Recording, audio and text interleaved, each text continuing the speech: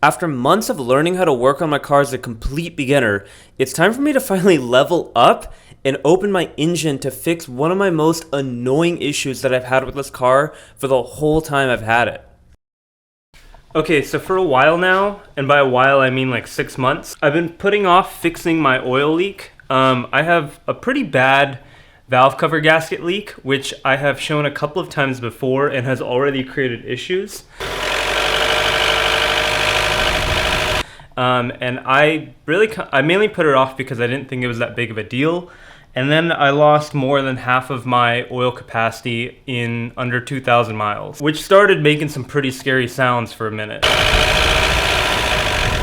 I've been a little scared with the idea of opening up the engine, but I mean, it's just the top, and I've watched enough videos that I've got a really clear idea of what needs to be done. So I'm gonna take a crack at that now. And yes, this is the first video in the new garage. So after months of ignoring my oil leak and just topping it off with oil, I'm finally getting around to fixing it. And like I mentioned earlier, I've never done this before, so I'm just watching a YouTube video as I'm going along. So step one was to remove the strut tower brace, which is this black bar that's going above the engine, to get that out of the way so I could actually open up the engine itself. And after I got all the bolts removed, I realized that it wasn't fully coming out. It was too blocked by a lot of other stuff in the car. And then I realized I was supposed to have removed the top bolts, not the lower bolts. So I fixed that and kept moving ahead. So next was to remove all the ignition coils and spark plugs. So I started removing all the screws that were holding them down. And I'm not exactly sure if there's a specific order that these have to remain in so that I don't create a misfire down the road. So I made sure to hold them all in line in the exact same order and just place them on the ground like that, just in case. After that, I got started removing all the hoses that were connected to the valve cover. And somewhere along that line of pulling out connectors from the spark plugs, I managed to bash my hand into the engine pretty bad. You should probably wash it. Wash it and put a Band-Aid on it. The sweat and dry you're putting in it is probably Did I break it? What not gonna help. I don't know. Ew. Fix it. Ow. So with that bandaged up, I didn't really have any other choice but to just keep moving along. So next up, I disconnected all the cables that were going to the sensors that would connect the valve cover to the car.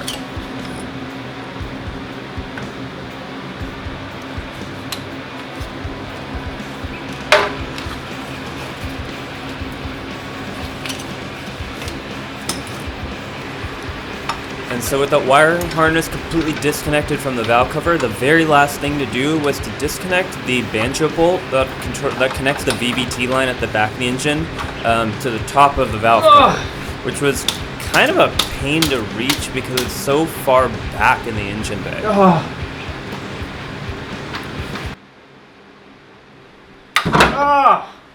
So after I finished bashing myself up even more on this project, the valve cover is finally ready to be disconnected itself. So I got started undoing all the screws and making sure to go in like the right pattern around it so you don't warp the valve cover.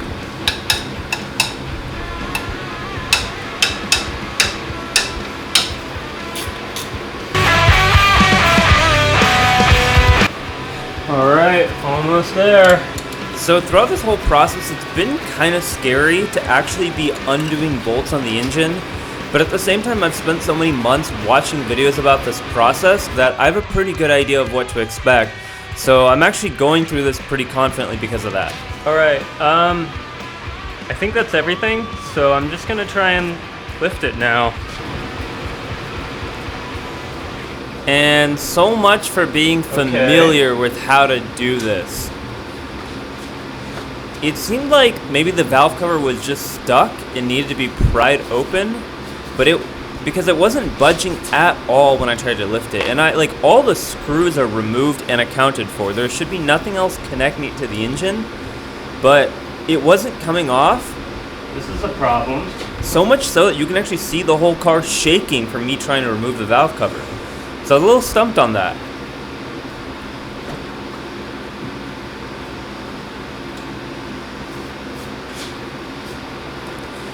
So I was pretty convinced that the valve cover must just be like stuck on. So I tried to give it a little bit of a pry with a plastic pry tool, but it wasn't budging at all. And then when I took a closer look and rewatched that video, I realized I was pulling the engine by like the lifting hooks, which doesn't pull the valve cover. That's my issue. Aha! There we go.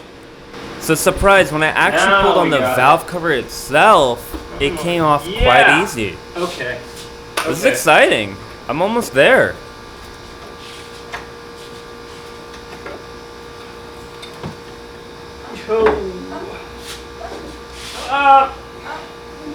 Okay, that's very dark. And this moment here is the very first time I have personally ever actually looked into the top of an engine. So this is a really cool experience. So with the valve cover pulled off, there's a couple of things I want to do. The first thing is to remove this old gasket. Then I want to clean and kind of degrease this valve cover as much as I reasonably can. And then finally install the new one and put it back on the car.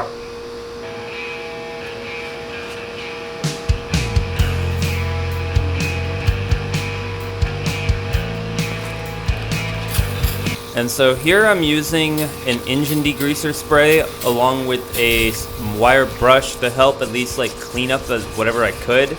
But I quickly kind of gave up on cleaning the underside of that valve cover. It really didn't seem to be doing much. So I shifted my focus to cleaning up the top of it, which looks really nasty and which I know can be cleaned pretty easily. So I removed all the electronics to get started on that. And so I'm retrying that same formula here, basically just hitting it with engine degreaser spray, cleaning it up with the wire brush, and then hitting it with the degreaser spray again, cleaning it with the wire brush, kind of getting the nooks and crannies, and just repeating that cycle a couple times before finally hosing it down. And I was actually pretty shocked the amount of difference this made. This looked dramatically cleaner than how it looked even just 10 minutes ago. And yeah, it's definitely not perfect, but it's good enough for me. So with the valve cover all cleaned up, I got started on cleaning up the mating surface between the valve cover and the engine. It seems like the last time this valve cover gasket was done, a lot of RTV was used. So I was being really careful to pry it off with the plastic pry tool and not get it in the engine. Ow. And as if my bloody finger and my hurting head weren't enough, I hit the other side of my head on my car. And I made a pretty interesting discovery that was quite annoying. It seems like the last time this valve cover gasket was put in, they used RTV not just in the corners where you're supposed to, but like alongside the entire curve, and it kind of got all in the valve cover. So it took quite a bit of time to get most of the RTV out, and then I gave it one more quick spray for good measure to make sure it was all cleaned up. And so with all that work done, it was finally time to put on the new gasket that I bought like 4 months ago.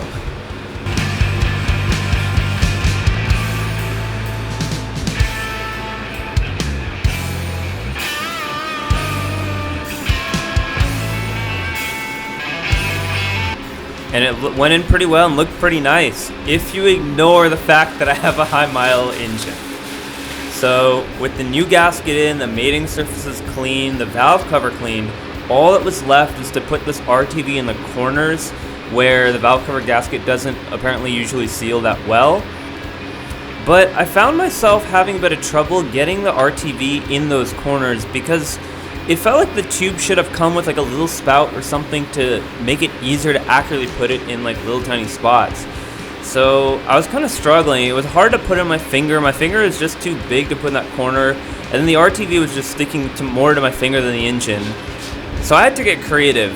I found a little pipe cleaner in my garage, so I gave it a shot trying to put RTV at the end of the pipe cleaner and use that to kind of dab it in the corners, which kind of worked because I needed a little bit more of like a longer tool that would let me more accurately place in the corners. And I didn't think too much of it, but I swear I thought this RTV came with like some sort of attachment to make this easier. Okay, wait, this is me from the future, and guess what I just found inside my tool chest? The spout that I didn't even know I had. This would have made this so much easier. Okay, so that actually explains a lot.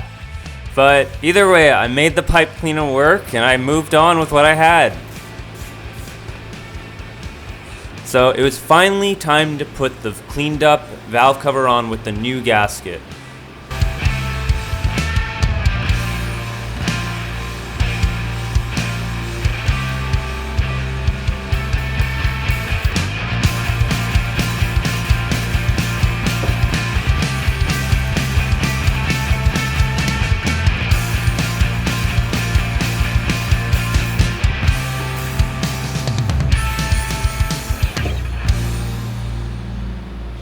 On.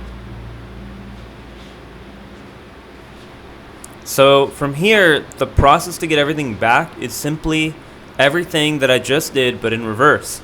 So I first got started putting all the bolts into the valve cover, holding it down, and I kind of just lightly hand tightened them because, again, just like the way that I remove them, there's a pattern with which you're supposed to go around and put them in and torque them down so that you don't warp that valve cover. So I got started on that.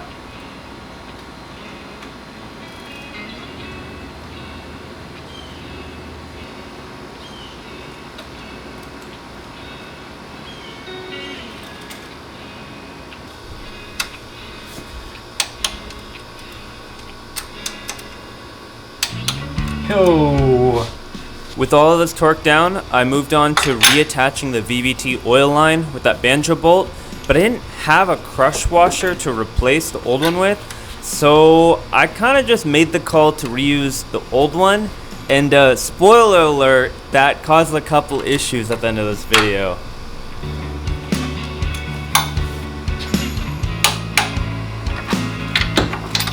With that banjo bolt in and torqued down, there wasn't much left. I just had to reconnect these connectors, connect any of those hoses that I'd removed earlier, and then put the ignition coils and spark plugs in. So it was pretty easy from here on out. I mean, that is until that reused washer started causing issues later on.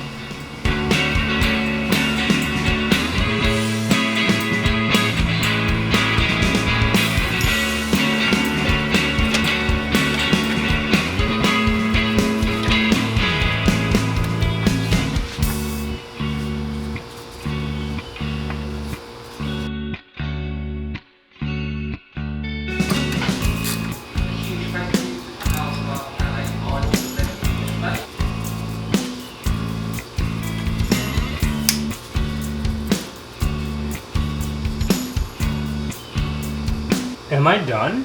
I think I'm done. Oh no, strut bar.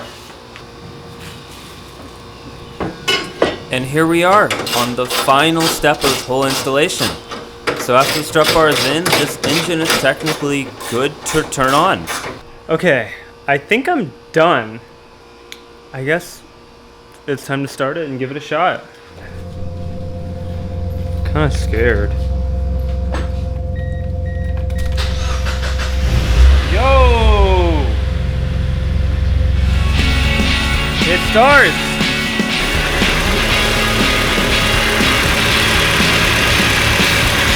It worked!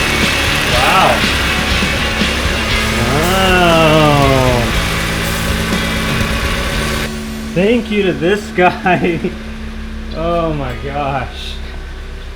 I've been pretty scared to do any real engine work on this car. This is the first time I've ever opened the top of an engine or really looked inside an engine, so feels pretty good that it seems to have worked and it's clean enough. Whew. I kind of don't even have any words right now.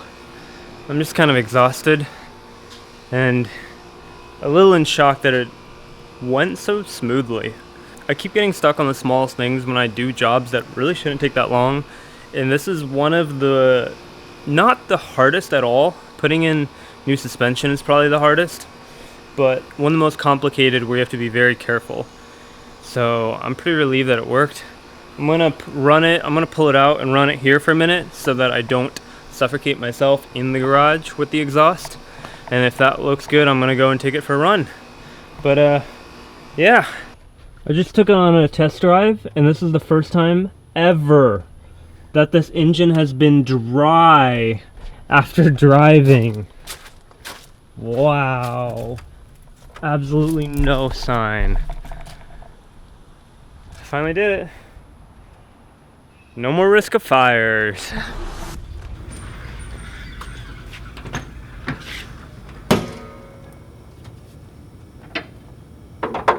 Okay, so there's something I may not have told you. Last night after I finished recording, I found a bunch of oil stains in my driveway, and the oil leak looked worse than it had before. So I was pretty scared and I couldn't really sleep well, and so here I am at 5 a.m. trying to fix it. And I remembered, I reused a crush washer on the VVT line at the back for the oil, and I thought, I don't have a replacement, it's fine. Everyone tells me it'll leak, it's fine, I have no other choice. I think it is leaking really bad now. So unfortunately the kit I have of crush washers doesn't have any big enough, so I'm going to pull this out right now, also inspect it, and then try and go and measure it so I can go and get the size I need.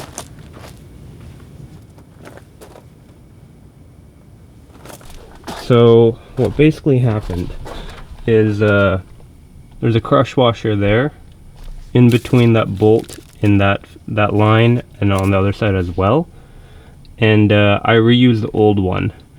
So from what I could tell last night, it's so hard to see in here too. It looks pretty wet in the back here. Like, you can kind of see right there. And from what I can see, the valve cover itself looks completely dry all the way around. Because before I used to have pretty bad leaks along the side of the valve cover.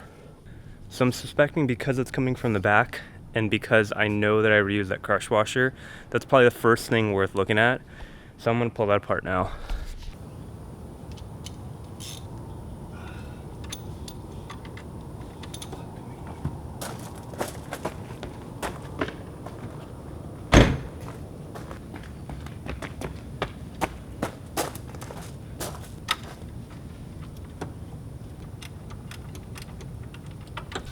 So that's the bolt I'm pulling out.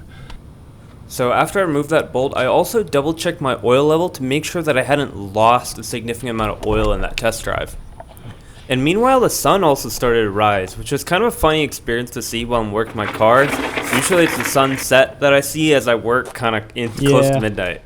It's definitely still leaking. I left this under the car overnight to catch the oil. But on the plus side, it does appear this is around where the back of the engine is, so I'm pretty confident that's my issue. Alright, it's the next day. I got the washers, and it's 100 degrees. There's no real reason that I'm telling you that, I just like to complain. So yeah.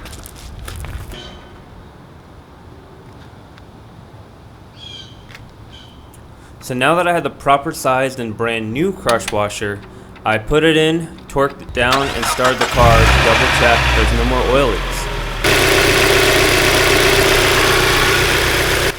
Look good! Here's my little oil gauge to see if I'm leaking oil. So I'm going to put the other way now. So I was basically putting in this piece of plywood on the clean side up. That way it would catch any oil while it's parked, and I could kind of get an idea of how much oil is leaking to see if it had changed. Scientific oil leak meter set. Hey, but so far, no new oil leaks after this. Oh. I think my oil leaks are finally fixed.